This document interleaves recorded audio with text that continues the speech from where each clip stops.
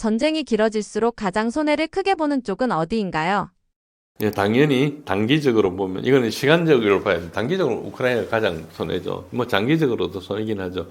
우크라이나는 인구학적인 재앙입니다. 전쟁 전에 4,200만이었고 우크라이나가 독립하던 당시에 1991년도에는 우크라이나 인구가 5,300만이었어요. 그러니까 우크라이나가 그동안에 그 30년 독립하면서 엄청나게 경제가 엉망이 되고 나라가 엉망이 되다 보니까 이제 그 사이에도 한 30년 사이에 인구가 1200만 정도 줄었죠. 우리나라가 1991년 당시에 인구가 4200만이었고 지금은 5200만이지 않습니까? 그러니까 우리나라 인구가 그래프를 그려보면 정반대로 돼 있는데 현재는 실제로 3000만 이하고 심지어는 2000만 이하라고 주장하는 사람도 있습니다. 1900만 명이라고 주장하는 사람도 있습니다. 그래서 뭐 800만 명 이상이 유럽의 난민으로 갔고 상당수가 귀환하지 않을 겁니다. 왜냐하면 우크라이나가 전쟁이 끝나도 회복하려면은 일자리도 없고 아무것도 없거든요. 그래서 그렇고 가장 중요한 게 젊은 남성의 전사율이 너무나 끔찍해가지고 그렇습니다. 일부 추정은 우크라이나군이 거의 180만 명 사망, 180명 부상이다 이렇게 주장하는 사람이 있고 그 주장을 업데이트가 최근에는 200만 명 플러스 이렇게 주장하는 사람도 있습니다. 저 사람이 그냥 주장하는 게 군사 전문가들이 저렇게 주장하고 있어요. 특히 러시아 쪽에 전쟁을 쭉 따라왔던 사람들은 저런 주장을 하고 있는 사람이 있습니다.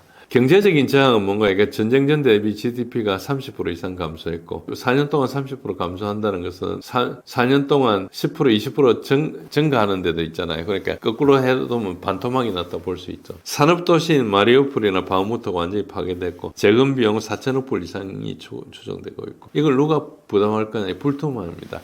우리도 뭐 우크라이나 재건하면 사업이 있을 거라고 기웃거린 사람이 있었는데 기웃거리기도 했습니다. 우리 정부에서 그전에 국토교통부 장관도 뭐 그런 걸 침흘리고 하기도 했는데 지금은 거기 끼어들면은 너 보고 돈 내라 그럴 거고 우리가 가만히 있어도 우리 보고 돈 내라 할 겁니다. 그래서 그에 우리가 대책을 마련해야 될 정도로 되게 어렵고요. 아마 나서지 않을 가능성이 커요.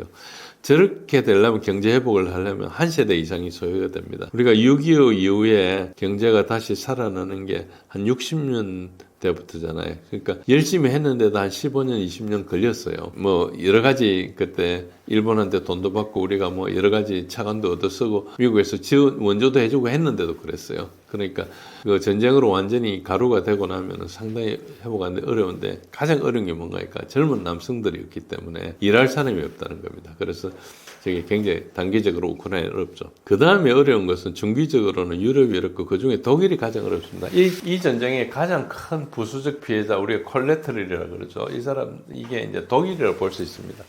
독일은 산업적 경쟁력 기반을 완전히 없앴습니다. 과거에 독일 경제가 특히 2000년 이후에 독일 통일 이후에 이제 이렇게 발전할 수 있던 게 값싼 러시아 가스, 값싼 러시아 석유. 그 독일의 중화학공업은 전부 러시아 에너지를 기반으로 설계가 돼 있어요. 다른 데서 받아오면 값도 비싸지만은 그 설비를 좀 바꿔야 돼요. 그래서 기업들이 막 이탈합니다. 유명한 바스프도 이제 미국이나 중국으로 하고 있고 특히 여러분 아시다시피 뭐 BMW 이런 데가 어디로 가는 거니까 체코나 헝가리로 가요. 그러니까 그 이유가 뭔가 하니까 이제 가스나 이런 걸 써야 되는데 독일은 이제 그 가스를 쓰기가 좀 힘들고 그걸 정치적으로 상당히 어려운 지경이 있지만 이제 러시아 가스를 쓸 수밖에 없는 데가 있잖아요. 거기는 싼 거죠. 이게 얼마나 값 차이가 나는 거니까 값이 한 15배 올랐거든요. 그러니까 이제 큰 차이죠. 경제 성과는 독일이 지금 G7 중에 유일하게 2년 연속 마이너스 성장해 80년 만에 처음입니다. 유럽 전체가 이제 에너지 가격이 상승해서 경쟁력이 약화되고 장기 탈산업화가 가속될 거다. 그래서 제가 과거에 어디 다른 데서 동남아보다 못해질 거다 이런 이야기를 했어요. 좀 제가 과장해서 좀 극적으로 보이게 한 말씀이지만 유럽이라는 게 우리 근대 문명의 발상지지 않습니까? 과학기술, 산업혁명 모든 게 유럽에 시작됐잖아요. 물론 뭐 엄청나게 많은 전쟁도 했지만 과학기술 자체가 그러니까 우리 문명을 선도했던 유럽이 지금 그 황금기를 다 지나가고 지금 엄청나게 어렵게 됐다. 그리고 미국의 디지털 식민지가 돼 있다 이런 걸 아셔야 되고요. 그다음 안보 딜레마가 뭔가 하니까 군사 지출을 대폭 증가할 필요가 있습니다. 저렇게 어려운데 미국이 와가지고 계속 GDP 2%하고 앞으로 5%까지 해라가지고 지금 그래 하겠다고 해놨어요. 그러니까 지금은 유럽이 미국에 완전히 속국처럼 시키는 대로 듣는 거죠. 우리가 그 뱃슬이라 그러거든요. 뱃슬이라 그러는데 그게 뭐 꼭두각시 비슷한 겁니다. 우리가 뭐 조공국이라 하기도 하는데 그 전통적으로 동아시아에 있었던 조공하고 상당히 다릅니다. 이게 이제 거의 모욕적인 수준이고 동아시아에서는 그 오래 정도 지냈기 때문에 조공이라는 것이 어떤 하나의 무역 체계 비슷한 거였거든요. 그래서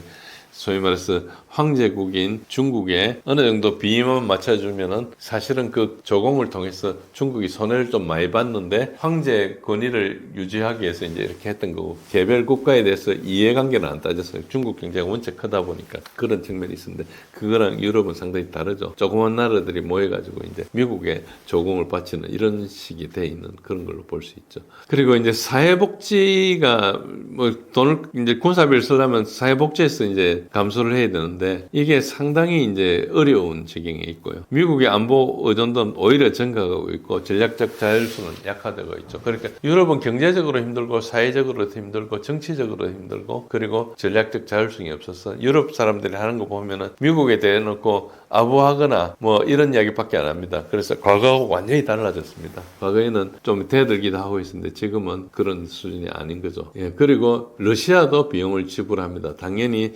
지금 영국의 BBC에서 발표하는 전사자 수는 15만 명을 넘었었거든요. 16만 명 수준을 하고 있는데 어쨌든 저 숫자가 얼마나 정확할지 모르지만 피해자도 많고 하니까 러시아도 상당히 피해를 입었는데 어쨌든 서방 제재를 받고 해가지고 경제적으로 고립되어 있는데 경제적으로는 역설적으로 2등인 측면도 있습니다. 경제는 이제 탈서방화를 해가지고 자립도가 증가되어 있고 제재 때문에 이제 그동안 전통적으로 러시아가 엄청 약했던 소비 산업 특히 이제 수입 대체 촉진 민간 분야에서 이제 되게 약했던 분야가 이제 살아날 기회가 됐죠. 그래서 중국과 인도 관계가 강화되고 3년간 실질 성장률이 9.7%였습니다. 인플레가 있고 하지만 실질 성장이 저렇게 됐고 군사적으로도 실전 경험을 축적돼 있고 무기 체계가 전쟁을 하면서 굉장히 현대화돼 있고 글로벌 사우스라는 이런 브릭스를 중심으로 한 여기에서 이제 거의 선도 국가로 국력은 중국이 가장 강하니까 실제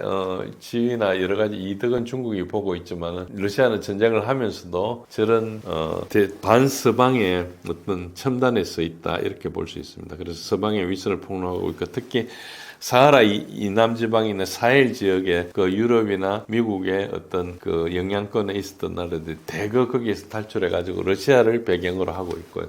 지금 베네수엘라도 마찬가지고 쿠바도 마찬가지고 북한도 마찬가지고 이런 글로벌 사우스에 특히 이란 같은데 전부 다 이제 러시아가 굉장히 거기서 과거 소련처럼 지원해 주는 건 아니지만 어쨌든 협력 관계를 맺고 있다. 그래서 특히 이제 러시아는 자기한테 잘해준 나라에 대해서 엄청나게 지원해 주기 때문에 저런 리더십을 좀 발휘하고 있다 이렇게 볼 수 있습니다. 근데 장기적으로 보면 미국 중심의 서방 질서 자체가 무너지고 있다. 이제 가장 큰 게 탈달러를 가속화하고 있는데 이게 가장 큰 그전에도 브릭스 국가들의 인식이 있었습니다. 근데 브릭스라는 것이 굉장히 느슨한 결합체예요. 나토나 이런 거하고 굉장히 다르고요. 그냥 모이가 협의하는 데인데 저게 이제 러시아를 계속 제재를 하다 보니까 브릭스의 국가들이 특히 이제 자원 국가들이 많지 않습니까? 그래서 저기가 상당히 많이 단계를 했다. 그래서 달러 시스템을 무기화하다 보니까 아까 말씀드린 CIPS라는 이런 게 생겼고 그다음에 사우디 같은 데서도 아까 말씀드린 2024년 6월 달에 석유 달러 그러니까 페트로 달러를 버려버린 거예요. 그래서 미국의 패권의 기반이 동맹의 신뢰관계였는데 미국이 우크라이나를 도구화해가지고 하다 보니까 다른 나라에서 얻은 교훈이 미국은 어떤 나라든 어떤 동맹이든 필요할 때 이용하고 버려버릴 수 있다. 그래서 미국과 관계를 맺는 것이 굉장히 불안정하다. 정권 바뀔 때마다 사람 다 다르고 하니까 어떤 장기적인 게 될 수 없는 거죠. 물론 그 전에도 뭐 사담 후세인을 이용해가지고 이란 이라크 전쟁을 이뤘다가 끝나고 나서 사담 후세인을 없앴고 그 다음에 탈레반을 이용해가지고 소련이 이제 아프간 전쟁을 할 때 탈레반을 이용했다가 나중에 끝나고 나서 탈레반을 또 없애려고 없애버렸잖아요. 공개가 아프간 전쟁 하면서. 그러니까 항상 이용하고 버린다 이런 생각이 있기 때문에 다들 그 앞으로 무언가를 할 때도 친밀을 했을 때 나중에 보장이 안 되는 그런 문제가 있죠. 그래서 저게 이제 동맹이란 게 미국의 굉장히 큰 소프트 파워였거든요. 근데 저게 없어진 거라고 볼 수 있고요. 그래서 동아시아에서도 보면 한국과 대만은 계속 보고 있습니다. 필요시 이용하고 버릴 수 있다는 걸 알 수 있죠. 그럼에도 불구하고 대만은 요즘 라이칭드가 엄청나게 지금 미국 소위 말해서 우리가 공성추라 그러죠. 뭐 그런 역할을 하고 있는데 저게 굉장히 위험하다는 것을 지정학을 하는 사람들 대부분 알고 있죠.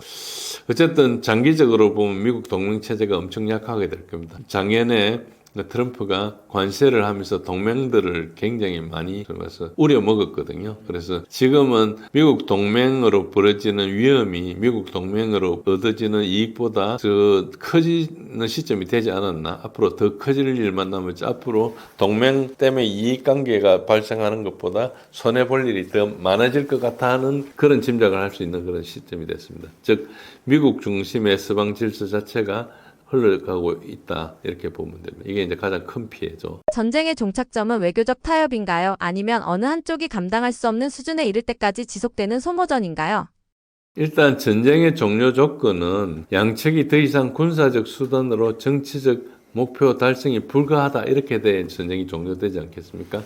그런데 현재 전략적인 밸런스를 보면은 러시아가 군사적으로 우위에 있고 우크라이나가 점차 소진하니까 러시아는 군사적 수단으로 정치적 목표가 갈수록 달성이 더 쉬워지고 우크라이나는 갈수록 달성이 불가한 상태입니다. 그러니까 정상적인 상태에서는 우크라이나가 협상을 해야 되겠죠. 그리고 러시아가 협상을 안 받아주려 하고 이렇게 해야 되는 게 정상인데 이제 그게 우크라이나 협상을 안 하려고 빼고 있는 그러니까 한계점을 이미 넘었을 정도로 저는 균형점으로 생각이 힘든 특이점으로 가고 있다 이렇게 볼 수 있고요. 2026년도 전망은 우크라이나가 동원 인력의 거의 한계가 있을 거다. 저는 작년 11월 달 2025년 11월 달 되면은 우크라이나가 항복하지 않을까 이렇게 생각했습니다.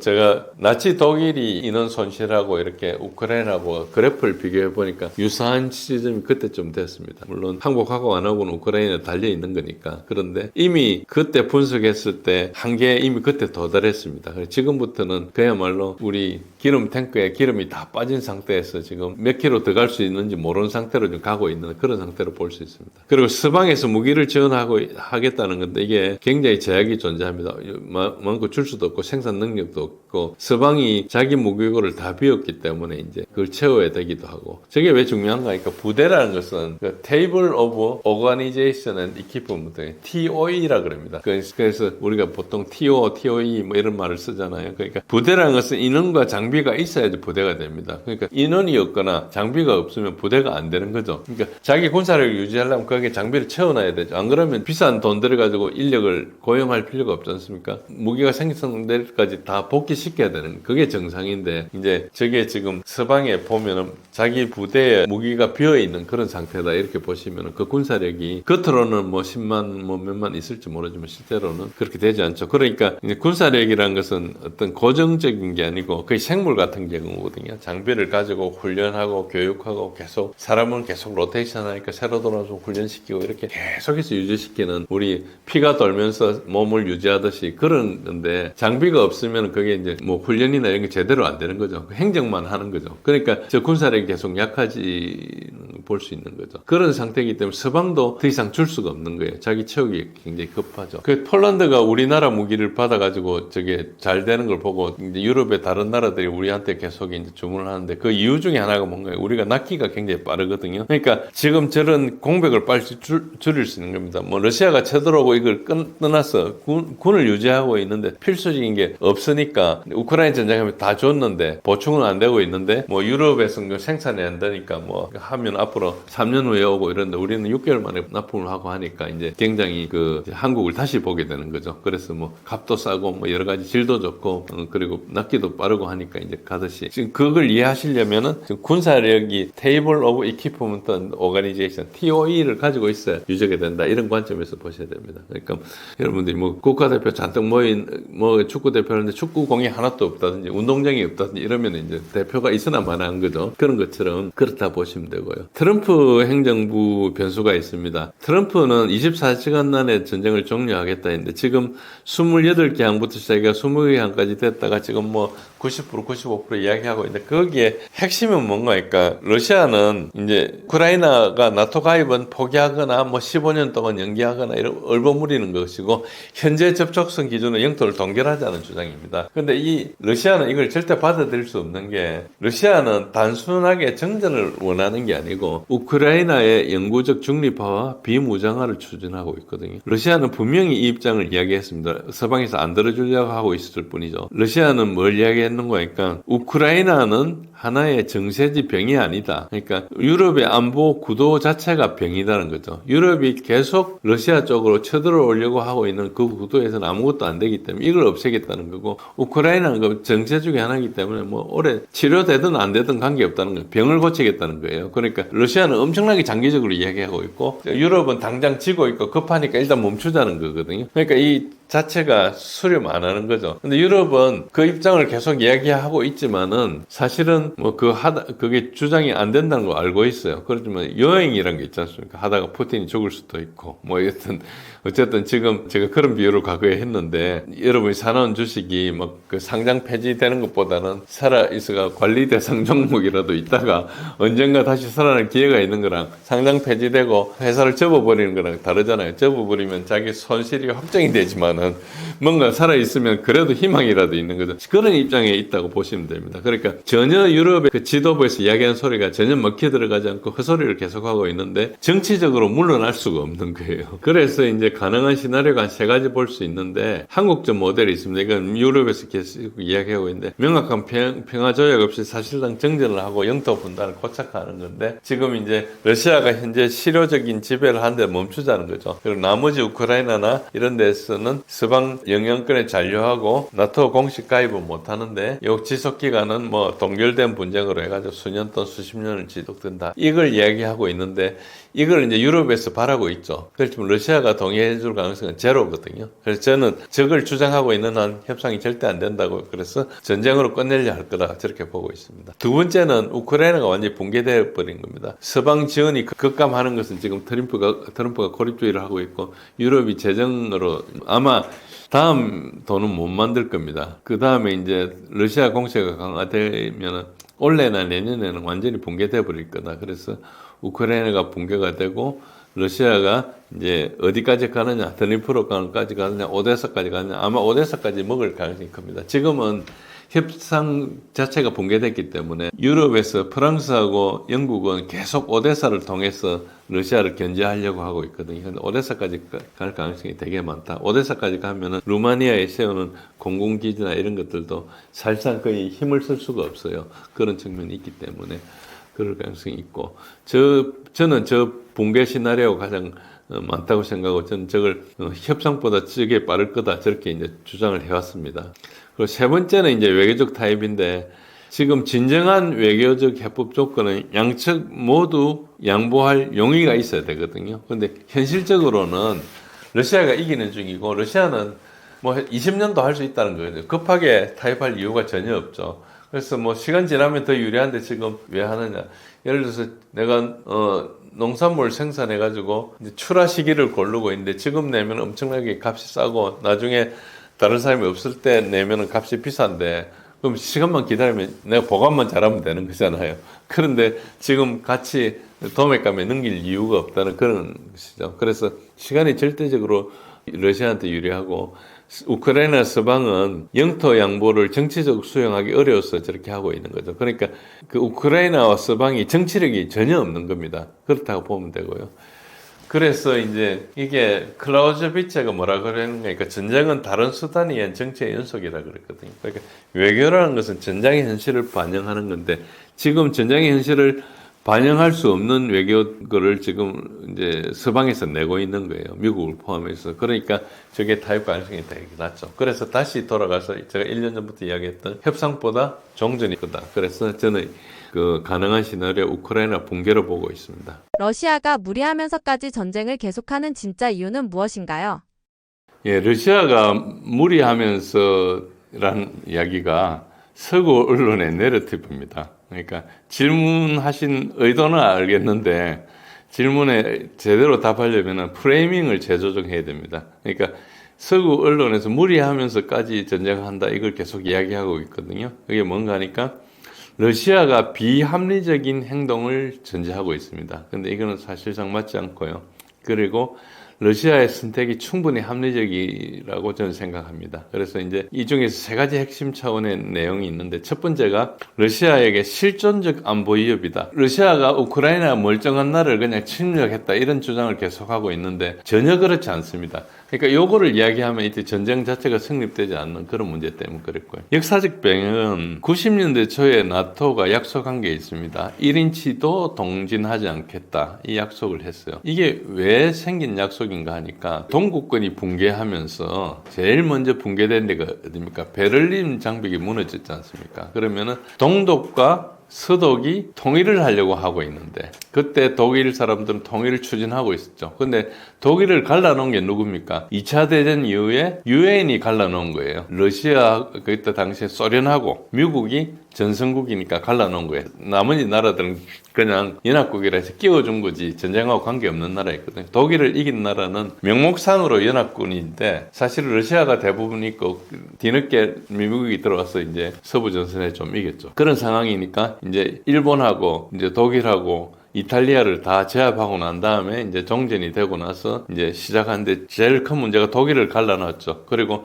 일본은 못 가르니까 한국을 갈라놨어요. 여러분 그걸 38선 나눌 때 그런 맥락이 있었습니다. 그러니까 일본을 제어하기 위해서 우리나라를 갈라놓은 거예요. 그때 당시에 한국이 일본의 식민지였기 때문에 이제 해방되기 직전까지 그랬죠. 그래가지고 이제 갈라놓은 그런 상태인데 독일은 이제 통일을 했어요. 통일을 하려고 하는데 그러니까 그 갈라놨던 나라들한테 이제 승인을 받아야 될 겁니까? 그게 미국하고 소련이었어요. 고르바초프의 소련한테 이제 동의를 받아야 되는데 어떤 문제가 있는 거니까 냉전을 하면서 그 동독 서독 경계를 따라 가지고 나토하고 바르샤바 조약 기구가 이렇게 형성돼 있었어요. 그럼 통일을 하면은 동독이 하나의 서독이 되면은 하나의 독일이 되면은 그 바르샤바 조약 기구는 어떻게 될 거냐? 그때 당시에는 바르샤바 조약 기구 살아 있었거든요. 그게 뭐 나중에 이제 유명무실화 됐고 해체가 됐지만은 그러면 이제 통일을 안 시켜주는 방안이 있고 통일을 하면서 이제 바르샤바 조약기구였던 동독만 딱 떼가지고 이거를 이제 나토에 가입시켜가지고 통일을 하는 방안이 있고 독일이 하나가 되니까 뭐 그런 방안 등이 있을 수 있는데 아니면은 독일이 영세 중립국이 될 수도 있고 뭐 그런 방안이 있었는데 당시에 냉전이 거의 대부분 이제 서방이 이기고 소련 쪽이 공산진영이 지는 척이었어요. 그러니까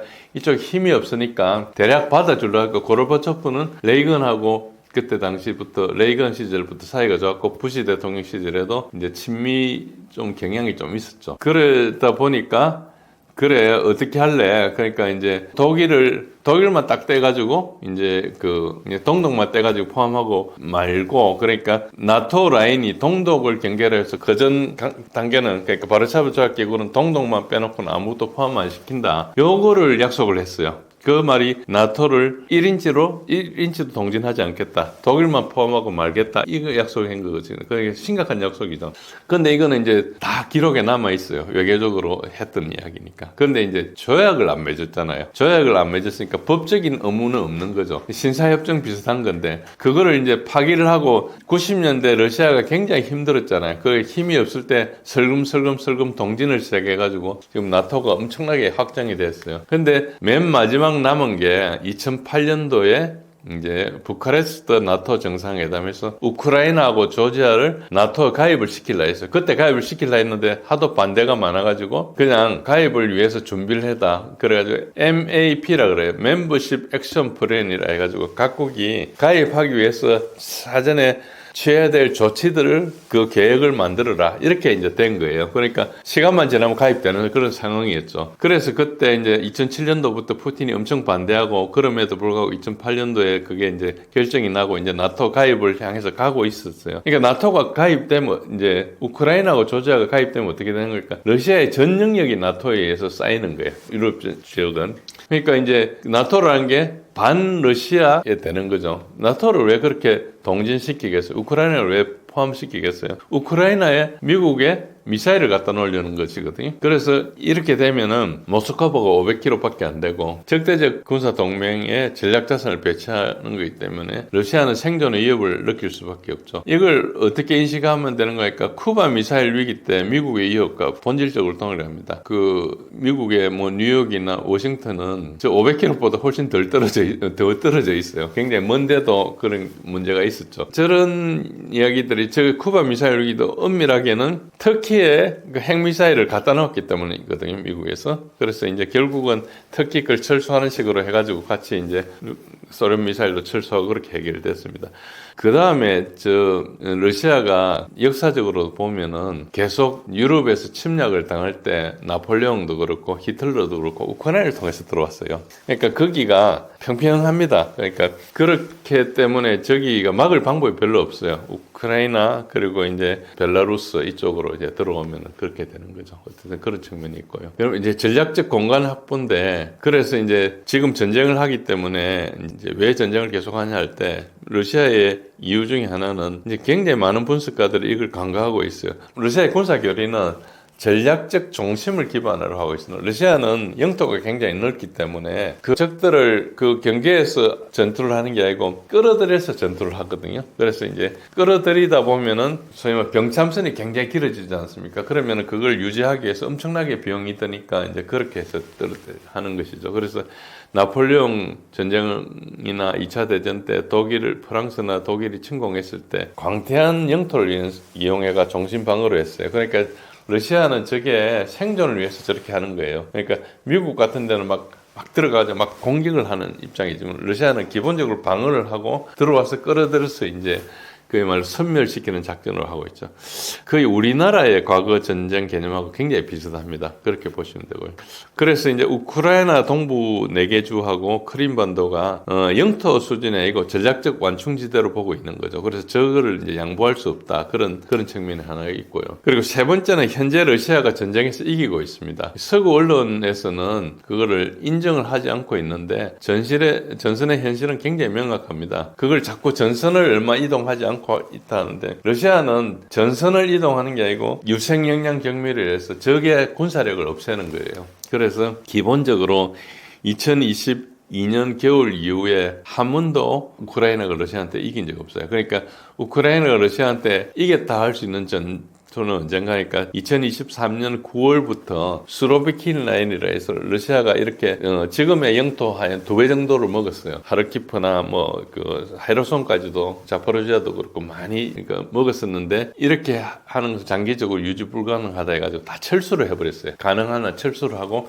소모전으로 들어갔거든요. 그러니까 우크라이나가 전가가 있는 것은 2022년 9월부터 2022년 11월까지 정도가 전가가 있었어요. 막 철수하는데 그 들어가가지고 자기가 이긴 것처럼 선전했는데 그렇지 않고 실패를 했습니다. 그리고 아시다시피 2023년도에 5월달까지 바흐무트 전투가 일어났는데 거기에서 우크라이나의 정예군들은 거의 다 몰살당했다 보시면 됩니다. 그때 이제 프리고진이 러시아 제수들 병사 한 2만 명을 희생해가지고 우크라이나군 10만 명을 갈아넣은 전투거든요. 그게 그 바흐무트 전투는 이게 러우전이 끝나고 나면 굉장히 조명이 될 거예요. 그게 왜 군사적으로 이걸 분석이 돼요. 어쨌든 그 전투 이후에 사실상 졌어요. 졌는데 그럼에도 불구하고 2023년도에 우크라이나가 반격을 할 거라고 이제 처음에는 봄에 반격을 할 거라 했다가 이제 준비가 늦게 돼가지고 여름에 반격을 했는데 그 반격하면서 엄청나게 실패했습니다. 그러니까 그때만 하더라도 바흐무트 전투에 엄청나게 손상을 당했는데도 불구하고 그 전에 가을에 러시아가 철수하는 거를 도망가는 걸로 보고 이제 이렇게 공격적으로 한 거죠. 그래서 그 말은 뭔가 이 전쟁을 기획하고 있는 미국의 그 군사 전략가들이 전쟁을 보는 안목 자체가 없는 거예요. 그러니까 러시아의 교리도 모르고 어떻게 싸우는 것도 모르고 이 사람들이 뭘 기만하는지 이런 그런 거에 대한 깊이가 없는 거예요. 왜 그런 게 없는가 하니까 실제로 미국은 1991년 걸프전 이후에 한 번도 정규전을 해본 적이 없거든요. 주로 이제 대불란전, 대테러전 이런 조그만 전투를 하다 보니까 아까 베네수엘라처럼 그런 참수 작전 이런 건 잘하는데 이제 정식으로 국가가 총력전을 하는 데는 전혀 준비가 안 돼 있었던 게 이제 드러난 거죠. 그런 걸 해본 사람이 군복 입은 사람이 아무도 없어요. 다 그전에 다 은퇴해버렸죠. 그러니까 이런 부분이 있었죠. 그러다 보니까 2023년 우크라이나가 대반격 선모 오펜시브를 합니다. 여름 대공격을 해가지고 철저하게 실패를 합니다. 그 실패는 다 예견됐던 건데 미국하고 우크라이나만 몰랐던 거죠. 어쨌든 그렇습니다. 그 이후에 러시아가 계속 이제 도네츠크에서 꾸준히 전진했는데 영토는 거의 안 움직였어요. 대부분 이제 소모전을 했는데 소모전 논리가 뭔가 하니까 소모전은 기본적으로 상대도 소모하고 나도 소모하는 거잖아요. 그러면은 이걸 오랫동안 갈 건데 오래 버티는 게 제일 중요하지 않습니까? 즉 뭔가 하니까 매일매일 싸워서 내가 희생되는 것보다 적이 희생되는 게 조금 많으면 오래 끌다 보면 그 희생의 누계가 우리보다 적이 아군보다 적이 훨씬 많아지니까 결국 이기는 것이거든요. 그러니까 소모전이라는 것은 소위 말해서 바둑을 둘 때 그 행세 판단을 해가지고 조금씩 해서 절대 상대가 이기지 못하게 하는 그런 논리예요. 그러니까 소모전을 한다는 것은 군사 기술이 엄청 뛰어난 거죠. 기본적으로 적보다 내가 희생이 적으려면 내가 군사 기술 무기도 뛰어나야 되고 싸우는 방법도 뛰어나야 되고 전장을 전체를 보고 관리를 할 수 있어야 되니까 엄청나게 잘해야 되는 거죠. 그냥 한번 훅 질러가지고 이기고 그런 걸 누적돼가지고 이기는 게 아니고 전쟁 전체를 관리하는 것이거든요. 그러니까 이제 러시아가 군사 우위를 압도했고 그리고 이 전쟁이 계속될 것 같으니까 2024년도에 러시아 국방장관을 갈았어요. 10년 동안 그 국방장관을 우수하게 했고 러시아 군사개혁을 했던 그 세르게이 쇼이구를 갈고 이제 그 벨루소프라는 경제학 박사를 국방장관에 임명을 했어요. 그 말은 뭔가 하니까 이 전쟁을 오래 할 거고 오래 하는데 경제적인 관리가 되게 중요하다. 그래서 임시적으로 때우는 게 아니고 그때 때우는 게 아니고 이제 장기전을 할 수 있는 체제, 전쟁을 오래 할 수 있게 안 그러다 보면 굉장히 비효율이 발생하고 오래 못 버티니까 그런 측면에서 바꿨거든요. 그래서 러시아는 앞으로도 굉장히 오랫동안 전쟁할 준비가 되어 있는 거예요. 그리고 거기서 그러니까 전선을 지금 이게 확보해가지고 영토를 먼저 확보하고 이건 중요한 게 아니에요. 적을 소모시키는 게 굉장히 중요하거든요. 그래서 이런 소모전에서 이제 그 서방이 전혀 준비가 되지 않은 거죠. 그러니까 예를 들어서 포탄 같으면은 뭐 러시아는 300만 발, 400만 발 하는데 서방 전체 해가지고 100만 발 생산이 안 돼가지고 우리나라에서 포탄 빌리러 오기도 하고 그랬잖아요. 그러니까 서방이라는 게 아무 그 전쟁할 준비가 사실상 안 돼 있는데 계속 끌고 나가는 것이거든요. 뭐 돈으로 하지만 돈은 결국 무기로 해야 되잖아요. 않습니까? 그러니까 무기를 만들 산업적 기반이 안 돼 있으니까 이제 그렇고 그리고 러시아를 자세히 보면은 동원 가능 인력도 되게 러시아 군들이 어디 전사해가지고 묘지에 뭐 러시아 군들 이렇게 나 있는 거 그런 거 아마 못 보셨을 거예요. 그러나 SNS 보면 우크라이나 묘지가 우크라이나군 사망자로 이렇게 넘치는 것들 많이 보셨을 거예요. 저는 그 2시간짜리 동영상이 있어요. 2시간 내내 우크라이나군 묘지를 이렇게 하는 영상이. 그리고 공식적으로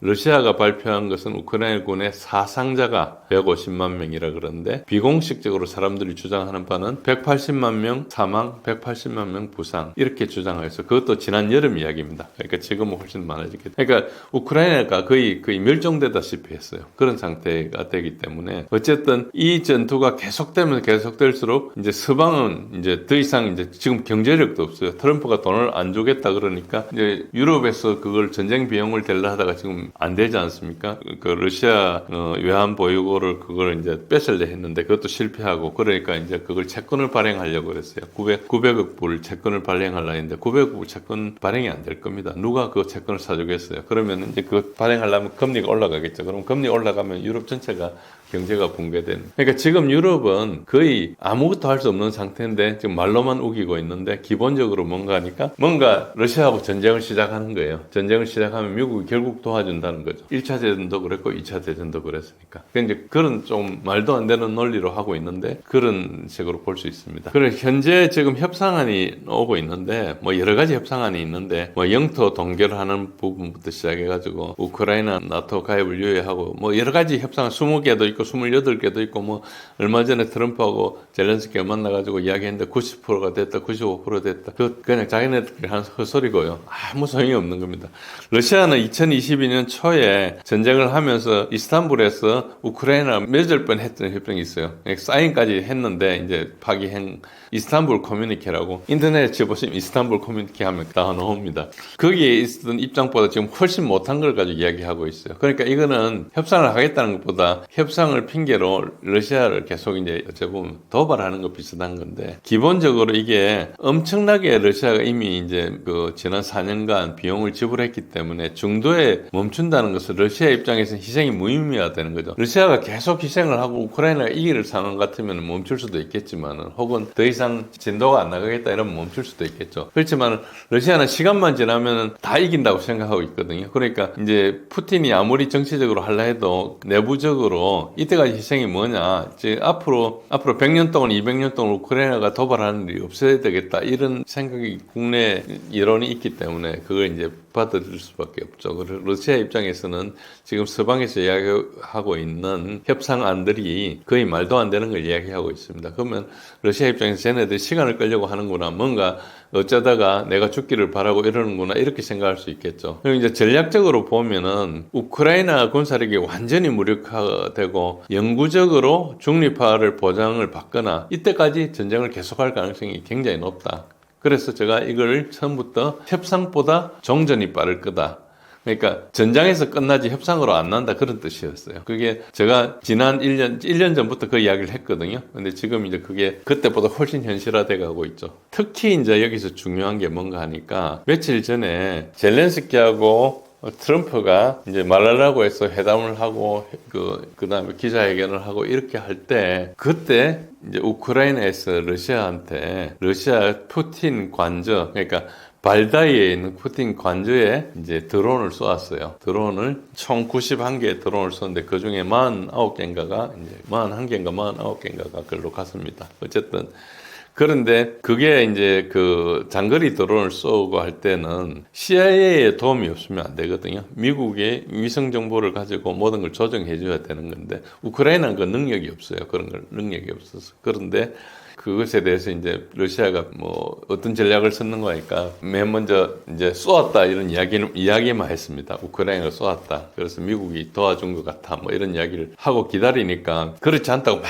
주장을 했어요. 그러니까 이제 바로 대응하지 않고 그 이야기만 해놓고 기다리니까 그렇지 않다고 CIA에서도 이야기하고 젤렌스키도 이야기하고 막 이야기를 했거든요. 근데 이제 드론에서 떨어진 잔해 안에 그 소위 말해 칩을 가지고 와가지고 이제 러시아에 있는 그 미국 무관한테, 러시아 미국 대사관에 있는 미국 무관이 있거든요. 그 무관한테 그 칩을 전달해 줬어요. 그 안에 비행 기록이라는 게 다 있거든요. 그러니까 이제 그 부인을 못 하지 않습니까? 그러니까 CIA가 뭐라 했는 거니까 푸틴 관저를 쏜 게 아니고 거기 있는 군사시설을 쏘았다는 말을 이제 읊어버렸어요. 근데 그게 어떻게 되는 거니까 명확하게 그 안에 비행 경로나 이게 다 들어있으니까 명확한 증거를 제시한 거예요.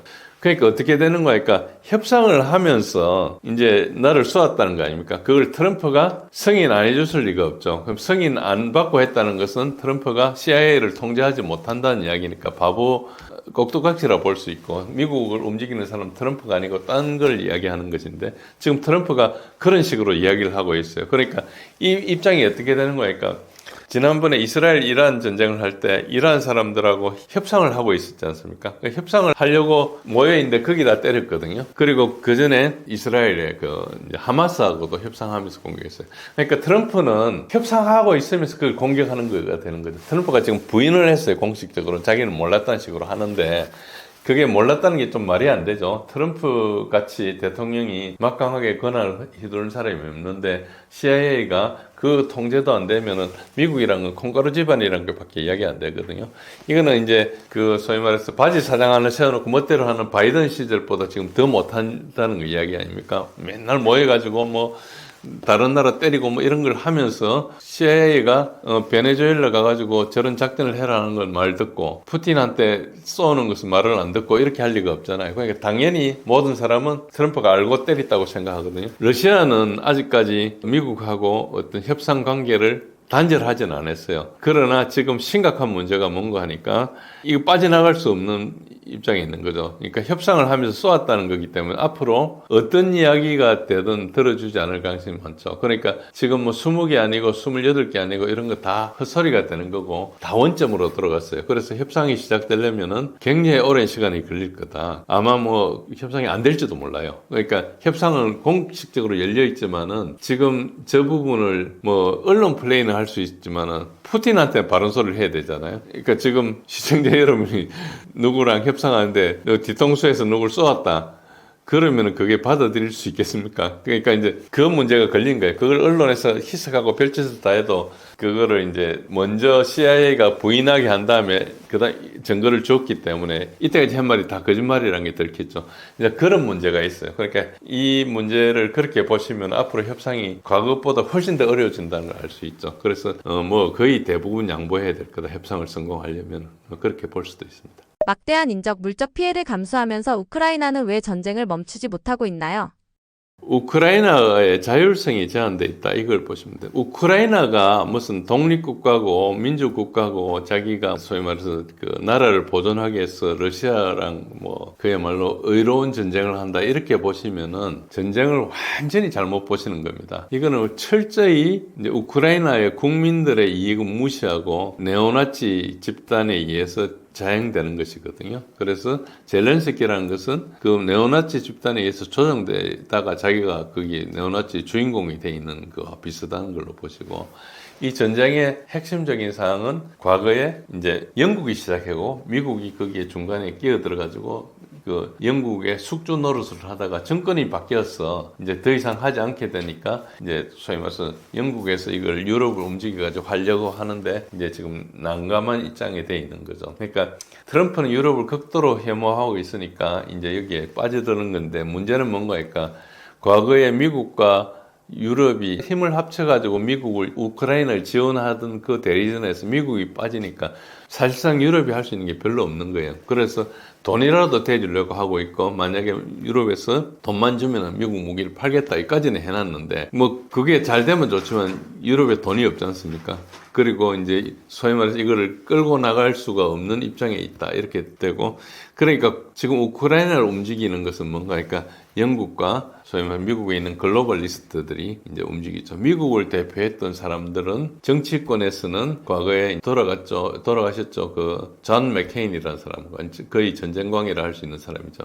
사람들은 전쟁 영웅이라 하는데, 특히 트럼프 대통령이 가장 싫어하는 정치인이 존 맥케인이었어요. 그 사람과 지금 트럼프하고 친하지만은 똑같이 같이 했던 이제 그 린지 그레함이라는 사람이 있고, 그리고 리차드 블루멘사라는 사람이 존 맥케인을 대신해서 지금 같이 이제 린지 그레함하고 같이 친우크라이나 정책을 하고 있거든요. 이런 입장에서 이제 이 사람들이 정치인이고 실제 외교 국무부에서 움직였다는 사람은 빅토리아 눌랜드입니다. 그래서 여러분들 중에서 혹시 빅토리아 눌랜드가 누군지 모르거나 아니면 처음 들어본다 이런 분들은, 내가 우크라이나 전쟁을 완전히 속았구나. 우크라이나 전쟁을 빅토리아 눌랜드를 모르면 아무것도 모르는 겁니다. 그러니까 이게 얼마나 오랫동안 준비했고, 유럽 마이단을 어떻게 일으켰고 하는 게 이제 빅토리아 눌랜드고, 그때 그 시위를 조작해가지고 했던 행위, 거기에 USAID가 뭘 했고, 그 안에 인플루언서도 어떻게 했고, 이런 이야기들이 엄청나게 많이 있습니다. 그 책으로 한 900페이지짜리 책도 있어요. 그래서 이제 이 전쟁을 사실상 그렇게 시작한 것인데, 그 우크라이나는 그때 뭘 했느냐 하니까 소위 말해 미 국무부의 조정을 받아가지고 이 전쟁을 사실상 시작한 거예요. 그래서 그거를 그냥 안 되니까 극렬 세력을 키운 네오나치들이 이렇게 했고 했습니다. 그러니까 우크라이나는 이 전쟁에서 자율성이 자체가 전혀 없었어요. 그래서 얼마나 자율성이 제한되어 있느냐, 특히 4가지 구조적인 제약이 있는데, 첫 번째가 외부의 압력입니다. 더 앞으로도 갈 수 있지만 2022년도 전쟁이 시작됐으니까 3, 4월에 이스탄불 협정을 했어요. 전쟁 시작하고 이틀 만에 이제 젤렌스키가 협상하겠다 해가지고 처음에 벨라루스에서 협상을 시작했어요. 하다가 이제 옮겨가지고 터키의 이스탄불에서 계속했죠. 저기서 러시아하고 우크라이나가 평화협정에 건접했어요. 그래 우크라이나가 중립지위를 수용하고 러시아는 키예프에서 철수를 하고, 그리고 거기에 병력을 얼마나 줄이겠다. 그때 러시아가 요구한 것은 6만 5천 명에서 8만 명, 우크라이나가 요구한 것은 16만 명에서 20만 명, 이렇게 그것까지도 이야기됐어요. 그러니까 한 그 세세한 걸 제외하고 한 8, 90%가 됐고 서명까지 한 상태였어요. 교환해가 비준만 받으면 되는 상태인데, 보리스 존슨 영국 수상이 와가지고 젤렌스키를 압박했어요. 서방에서 지원할 테니까 계속 싸워라. 그래가지고 가지고 이걸 했어요. 이 사실은 대부분 확인됩니다. 서방 언론에서도 최근에 이야기하고 있어요. 그러니까 그때는 우크라이나가 원한 만큼 지원하겠다 이렇게 해서 전쟁을 했어요. 그러니까 이 전쟁을 이렇게 했을 때 젤렌스키는 전쟁을 시작한 것도 그렇고 그 다음에 이걸 휴전하다가 멈춘 것도 그렇고 남 이야기 듣고 했거든요. 어느 나라 대통령이 자기 국민들 이야기 듣지 않고 남 이야기 듣고 하겠습니까? 그러니까 이거는 철저히 자율성이 없는 나라였다 이렇게 보시면 되고 그 서방을 위한 꼭두각시 정권이었다 이렇게 보시면 됩니다.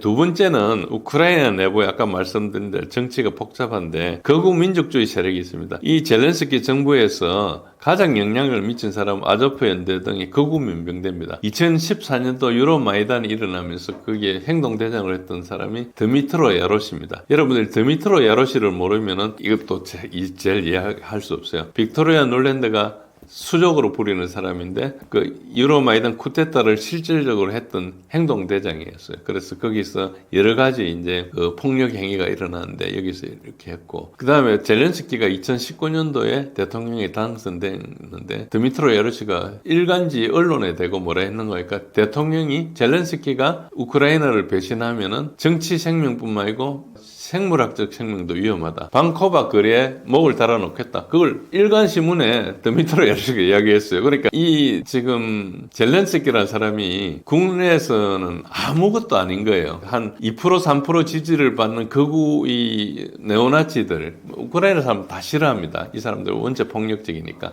그런데 이 사람들의 영향을 받는 거예요. 자기가 위험하니까. 그러니까 이게 이미 이 극우 세력에 의해서 하이제크 되어 있는 거예요. 우크라이나 국가 뭐 이런 러시아로 싸우는 게 아니고 이 극우 세력들이 이제 나라를 하는 것이죠. 그래서 이게 우크라이나는 하나의 숙주처럼 돼서 전쟁을 하고 있다 이런 측면이고 그러다 보니까 젤렌스키의 딜레마가 뭔가 협상을 시도하면은 국내 쿠데타 위협의 암살이 있습니다. 그러니까 지난 1년간 협상에 대해서 계속 이야기를 했는데 젤렌스키는 협상에 대해서 전혀 어떤 것도 안 보이고 끝까지 자기 입장을 계속 고수했는데 그 이유가 뭔가 하니까 조금이라도 이 극우에서 조금 물러나면은 자기 목숨이 위험하다는 걸 알고 있습니다. 특히 데니스 키리라는 사람이 있는데 이 사람이 2023년 3, 4월 그 이스탄불에서 협상을 할 때 그 협상 대표 중에 하나였어요. 그런데 3월 달에 키예프에서 살해됐어요. 그래서 이 강경파가 뭔가 러시아 말을 들어주는 척이라도 하는 사람 죽여버리는 거예요. 근데 이걸 어떻게 할 수 있는가 하니까 1995년도에 소위 말해서 미국의 캠프 데이비드에서 이제 그 당시에 팔레스타인 그 해방 전선인 아세르 야라바트하고 이자크 라빈 수상하고 소위 말해서 평화협정을 맺었잖아요. 캠프 데이비드 협정을 맺었는데 바로 이스라엘에서 이자크 라빈을 암살해버렸어요. 암살하고 그 다음에 임시정부가 있었다. 그 다음 대통령이 된 사람이 벤자민 네타냐후입니다. 그 수상이 된 사람이. 그게 3번을 수상을 했는데 계속 극단적으로 전쟁을 하고 있죠. 그런 똑같습니다. 기본적으로는 나라는 다르지만 성격상 지금 그렇게 몰아가고 있는 거죠. 그래서 자율성이 없고 우크라이나 내부에서 젤렌스키가 자기가 할 수 있는 게 없다. 이번에 누가 그 대통령 실장이 됐습니까? 그 전에 안드레이 예르마기 하다가 뭐 여러 가지 비리 혐의로 이제 해고가 되고 된 사람이 부다노프는 누굽니까? 이제 우크라이나 국방정보부장이었어요. 그러니까 이 사람이 자기가 그 조직에서 러시아 장군 암살한 사람만 12사람입니다. 그냥 전쟁에서 죽인 게 아니고 암살한 거 폭약이라든지 이런 걸 써가지고 암살한 것만 12명입니다. 이번에 그 푸틴 소위 말해서 관절을 공격한 것도 이 사람이 책임을 졌던 그 조직에서 했던 거죠. 그런데 이 사람이 대통령 실장이 됐어요. 대통령 실장이 되고 젤렌스키는 어디 가서 떠드는 대사만 얻는 사람이고 이 사람이 된 거예요. 그러니까 우크라이나는 더욱더 극단화되어 있는 거죠. 그리고 푸틴은 어떤 협정을 하면은 자기를 암살하고자 했던 그 대빵하고 지금 협상을 해야 되지 않습니까? 그러니까 협상 자체가 구도가 안 되는데 이걸 왜 이 사람을 대통령 실장으로 세웠겠어요? 젤렌스키 뜻은 아니죠. 그건 우크라이나에서 평화를 하고자 하는 뜻이 아니고 영국의 에이전트나 미국의 어떤 CIA나 이런 데서 압력을 해서 한 거겠죠. 왜냐니까 지금 안드레 예르막을 해임하게 된 것도 미국에서 부패 조사를 한 것이기 때문에 어쨌든 그런 과정이 있습니다. 그러니까 이게 표면적으로는 트럼프가 협상을 하는 걸 이야기하고 있지만 실제로는 더욱더 강경하게 몰아가고 있죠. 지금 우크라이나가 병력도 없고 굉장히 힘든 상황인데도 이렇게 있습니다. 그 다음에 세 번째는 매몰 비용의 함정입니다. 이게 모든 걸 합리적으로 생각한다 하더라도 우크라이나가 지불한 대가가 200만 명 이상의 사상자가 발생하고, 그러니까 뭐 지금 공식적으로는 우크라이나는 별로 안 죽었다 이야기하고 러시아는 150만 명이라 얘기하는데 여러 가지 데이터로 그것보다 훨씬 많다고 생각할 수 있죠. 국토 20%가 파괴되고 트럼프는 1년 전부터 우크라이나가 이길 방법은 전혀 없다고 이야기했어요. 그거는 뭐 그런데도 불구하고 전쟁을 계속하고 있죠. 그러니까 이제 정치적 정당화가 필요한 겁니다. 이때까지 이렇게 많이 했는데 만약에 자기가 포기하고 도망가고 하면은 책임을 져야 될 것이 아니지만은 이 우크라이나 극우 세력은 자기네들 계속 정권을 잡고 있어야 되니까 젤렌스키를 앞에 내세워서 이제 그걸 하고 있죠. 젤렌스키가 못하면 이제 교체해서라도 이걸 하겠죠. 그러니까 핵심적인 것은 이 전쟁을 이끌어갔던 세력은 이 전쟁에 대해서 정치적 정당화가 필요한 겁니다. 그래서 승리라는 내러티브가 필수적이죠. 그래서 영토를 양보해야 하는 평화협정을 맺으면 그걸 정치적으로 판매할 수가 없어요. 자기 정치적 재산을 다 날아가는 것이죠. 국민한테 설명이 곤란하니까 결국은 모든 희생을 치르고 영토를 상실했다는 것밖에 없지 않습니까? 그러니까 이게 안 되는 거예요. 그래서 중간 지점을 하기엔 너무 지나간 겁니다. 그래서 네 번째는 이제 서방의 재정적 생명을 중요합니다. 지금 전쟁하고 관계없이 모든 정부 예산을 사실상 이제 서방에 의존하고 있는데 전쟁 나니까 세금도 잘 안 거치고 그런데 우크라이나 정부 예산의 40% 이상이 서방 원조에 있어요. 그리고 지금 그 영란은행이나 여러 그 우크라이나 채권을 투자했는데 채권이 거의 디폴트 상태가 돼 있는데 지금 모여가지고 뭐 분기에 한 번씩 아니면은 반기에 한 번씩 모여서 그 채권 탕감해주고 막 이런 작업을 계속하고 있어요. 우리나라도 3조 이상 이제 들어가게 됐는데 어쨌든 그런 상황. 있습니다. 그래서 이게 이 돈으로 뭐 전쟁은 그냥 연금 주고 공무원 급여 주고 기본 행정을 하고 있으니까 이거 돈이 없으면은 전쟁은 그냥 정부가 유지 안 되는 거예요. 그래서 이제 결국은 모든 외부 지원을 이제 돈을 받아가 하기 때문에 어떤 역설이 있는 거니까 지금 당장 전쟁을 멈추면은 누가 지원을 해주겠어요? 지원을 다 잘라버릴 거 아닙니까? 그럼 재정이 붕괴되겠죠, 당연히. 그런데 전쟁 상태를 유지하면 일단 살아가는 거예요. 그러니까 이게 하루 벌어서 하루 먹고 사는 그런 지금 소위 말해서 신용 붕괴 직전에 있는 사람이다. 그러니까 돌려막기를 하거나 뭐 이런 상태에 있는 그런 정도로 지금 하고 있기 때문에 자기 스스로 결정하기가 되게 힘들고 결정을 할 수 있는 정치적인 자산도 없어요. 어디 가가지고 뭐 러시아 성토하고 이런 건 하지만은 대안을 가지고 나라를 살릴 어떤 플랜을 만들고 이런 건 못해요. 지금도 가서 뭐 이야기하는 거니까 우크라이나 재건 자금을 러시아에서 줘야 된다 이런 이야기를 하고 있어요. 전쟁에서 진 나라가 그런 걸 요구하는 역사가 없잖아요. 전쟁이 진 나라는 러시아 피해까지 다 보상을 해줘야 되거든요. 그러면 우크라이나가 몇백 년 동안 못 갚는 그런 현상이 발생하겠죠. 결국은 이 네 가지를 모아보면 우크라이나의 전략적 딜레마를 알 수 있는데 전쟁을 계속하면은 인적인 물적 자원이 계속 고갈되고 전쟁을 멈추면 당장 정치적으로 재정적으로 붕괴가 되고 그래서 이런 딜레마 상태에 있습니다. 그래서 우크라이나가 무슨 생각을 가지고 한다기보다는 하루하루 연명을 해간다. 그래서 지금 바라는 것은 뭔가 당장 이걸 전환시킬 계기가 필요하니까 끊임없이 뭘 하는 거니까 도발을 하는 거예요. 큰 이슈를 만들어가지고 러시아가 물면은 이제 전쟁이 확전이 되면 그러면 확전을 시키겠다. 그러면 이제 달라지는 거죠. 그래서 이게 단순히 우크라이나 의지의 문제가 아니고 구조적인 제약의 문제에 봉착하고 있다. 이렇게 보시면은 이 전쟁을 조금 더 체계적으로 이해할 수 있을 걸로 봅니다. 미국과 유럽의 우크라이나 지원은 진정한 연대라기보다 각자의 이해관계에 따른 개입에 가깝다고 볼 수 있나요? 그렇습니다. 뭐 연대라고 볼 수 없습니다. 연대를 하려면 상당히 어떤 이념적인 거나 이해관계가 이렇게 오랫동안 거래가 돼야 되는데 지정학적인 이해관계에 지금 산물이다 이렇게 볼 수 있고요. 그걸 이제 국가적으로 보면 미국 입장에서는 미국은 이 전쟁을 왜 했는가 하니까 바이든 때 최소 비용으로 전략적 경쟁자를 약화시킨다. 이거는 여러 번 이야기했습니다. 옛날에 2014년 이후에도 존 맥케인이 살아있을 때도 저런 이야기를 했고요. 린지 그레함도 그랬고 민주주의를 고수한다 이렇게 이야기하면서 이야기를 했는데 결국은 린지 그레함 상원의원이 2024년에 공개적으로 한 이야기가 이때가 러시아가 저렇게 약화됐는데 한 명의 미군도 잃지 않았다. 저 말은 뭡니까? 우크라이나 사람을 갈아 넣어가 했다는 거거든요. 그러니까 미국 입장에서는 우크라이나가 뭐 우방이고 뭐 지원하고 있는데 우크라이나를 철저히 대리로 쓰는 거예요. 군사 지원의 실체가 뭡니까? 실제로는 돈을 많이 줬지만은 그 액수가 대부분 뭔가 오래된 재고를 소진하고 미 방산업체 새로운 걸 주문했거든요. 그러니까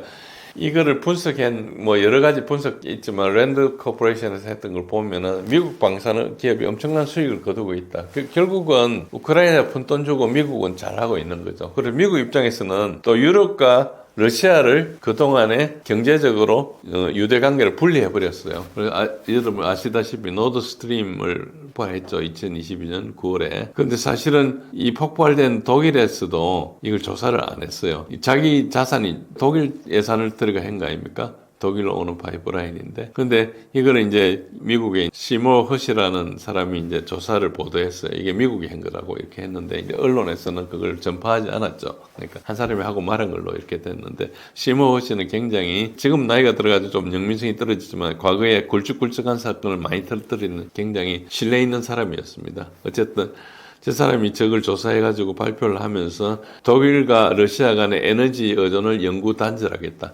이것은 오래전부터 미국의 입장이었어요. 트럼프 1기 때 노드스트림 2 하지 마라, 러시아 에너지 쓰지 말고 미국 에너지 쓰라, 이렇게 계속 이야기를 했어요. 저것은 미국의 그 관점에서는, 그러니까 유럽에 대한 에너지 그 판권을 독점하려는 거였어요. 그래서 훨씬 비싼 미국산 LNG를 수입해라. 그러다 보면은 미국 시장은 좋아지고 유럽 산업은 경쟁력이 약화되겠죠. 그리고 유럽이라는 경제를 좀 붕괴시킨다. 이거 어떻게 보시면 되는 거니까 2차 대전 이후에 독일 경제를 가지고 이야기를 할 때 이거를 이제 완전히 독일을 그 농업 국가로 만들고 원시 시대를 되돌리겠다는 그런 계획이 하나 있었고, 그리고 또 다른 계획은 이제 지금 현실화됐던 이제 마샬 플랜이 있었어요.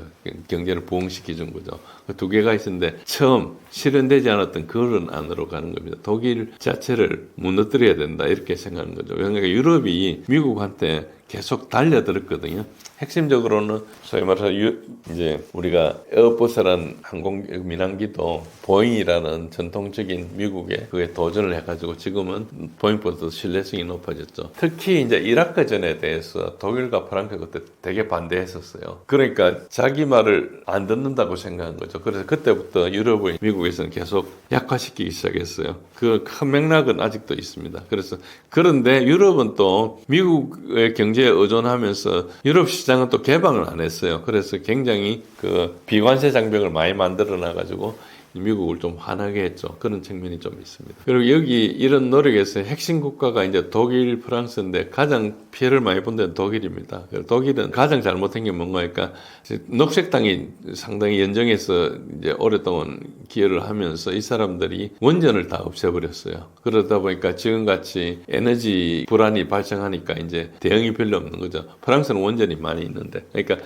지금 어떤 상황이 되든 원전을 가지고 있는 것은 엄청나게 소위 말 안정이 되거든요. 에너지 가격이 폭등을 해도 원전에서 차지하는 비중이 많으면은 굉장히 이제 안정을 할 수 있죠. 근데 독일은 저 짓을 해가지고 이제 굉장히 어려웠죠. 그러니까 독일의 정치권들도 상당히 바보 같은 짓을 많이 했습니다. 그러다 보니까 힘들고, 그 다음에 실제로 이제 에너지 가격이 폭등하니까 산업이 공동화됐고, 그리고 기존에 자스민 혁명 이런 걸 하면서 그 북유럽이나 중동에서 온 난민들을 엄청 많이 받았거든요, 유럽이. 그래서 난민들이 지금 경제에 굉장히 큰 부담이 되고 있습니다. 그래서 이제 독일과 프랑스는 저것 때문에 골머리를 앓고 있고, 발트 삼국과 폴란드는 본래부터 러시아랑 이렇게 역사적으로 오래됐기 때문에 러시아에 대한 공포증이 있습니다.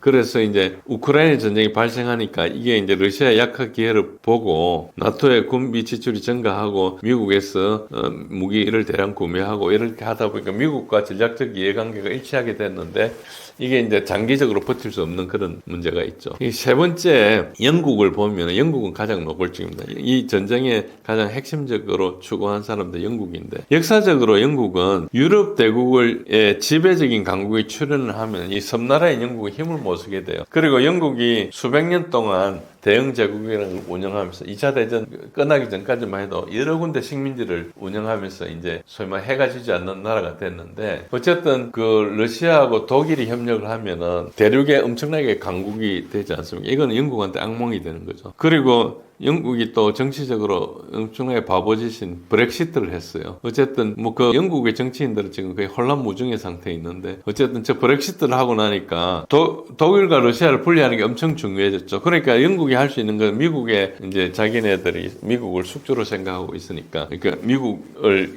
이제 이용해서 이제 저 전쟁을 했는데, 어쨌든 가장 지금도 강경한 대러 입장에 있고 우크라이나 전쟁을 계속해야 된다고 주장을 하고 있어요. 여러분들 보수당에 지금 보수당의 당수인 그 흑인 여자가 뭐라 했는가 했고 우크라이나 전쟁이나 이스라엘이 우리를 위한 대리전을 하고 있다 이야기를 방송에 대해서 그 이야기를 했어요.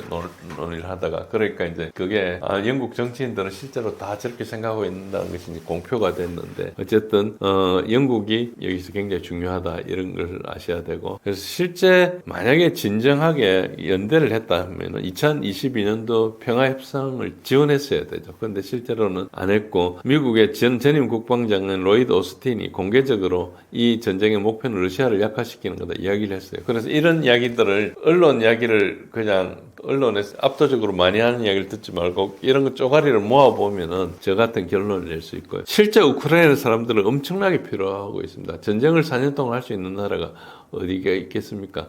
그런데 이게 서방의 지정학적 목표 달성을 위해서 이게 동원되고 있는 것이거든요. 얼마 전에 이제 EU에서 제재를 받은 자크 보라는 스위스 대령 출신이 그 예비역 대령이 퇴역 대령이 뭐라 했는 거니까 서방은 우크라이나를 위해서 싸우는 게 아니고 러시아에 맞서기 위해서 우크라이나를 이용하는 거다 이렇게 지적을 했는데 여기가 가장 정확한 표현입니다. 그렇게 전쟁을 보시면은 제대로 이해하는 게 될 것입니다. 오늘 나와서 여러 이슈를 말씀드렸습니다.